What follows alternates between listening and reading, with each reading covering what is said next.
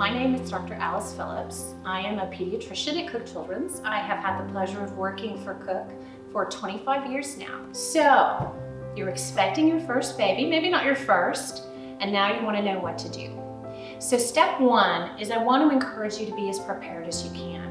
I always think that's kind of a funny thing to say, how are you completely prepared for a newborn? There's no way to be completely prepared, but there are definitely some steps that you can take that will make that transition from being pregnant to having a newborn much easier. First and most important is, I think you need to find your pediatrician. It's surprising to me always how many families don't do this, how they don't do research and figure out who is a good match for their family.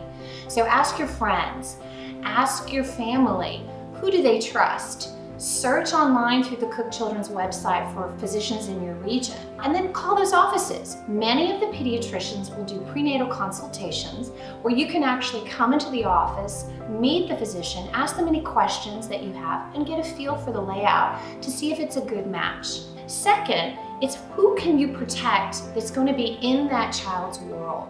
Since newborns can't have many of the vaccines that are so important to protect them, you want to wrap them in a wrapping of protection. That means everyone who's going to be around that infant has had a flu shot if it's flu season.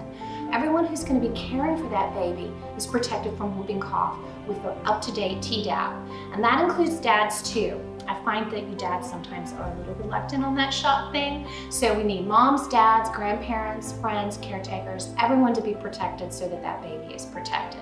Then you want to pack your bag. I remember when I was a mom packing my bag and thinking I needed all of these things, fancy clothes, stuff for the photos, and realizing when I got there, really all I needed to do was take care of the baby. So pack what you think is important, but remember, you're not going to use most of that stuff. Now the baby's been born, what's going to happen when you're at the hospital? One thing that's important when you're choosing your pediatrician is to ask them, do they make rounds at the hospital? Some do, many don't. With the birth of the hospitalist service in American medicine, many pediatricians choose to focus their time on their families in the clinic. But if your doctor does come to the hospital, it's a very important time that they can have that first contact with you, and they'll check your baby daily while you're there. So what's going to happen? There's a whole lot of stuff, but what's important for you to know is none of this happens without your consent. And so you need to know what you're going to be signing before you get there. So the baby will be born, they're going to dry the baby. The baby will not get a bath anymore until they're about 24 hours of age so that you can bond with them and they don't get overly cooled.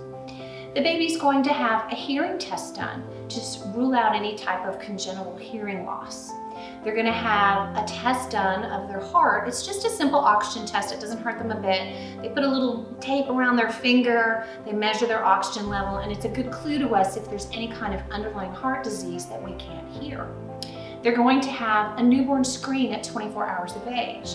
This checks them to make sure that they don't have one of a wide array of inherited medical diseases that if we know about them early, we can prevent a lot of serious consequences.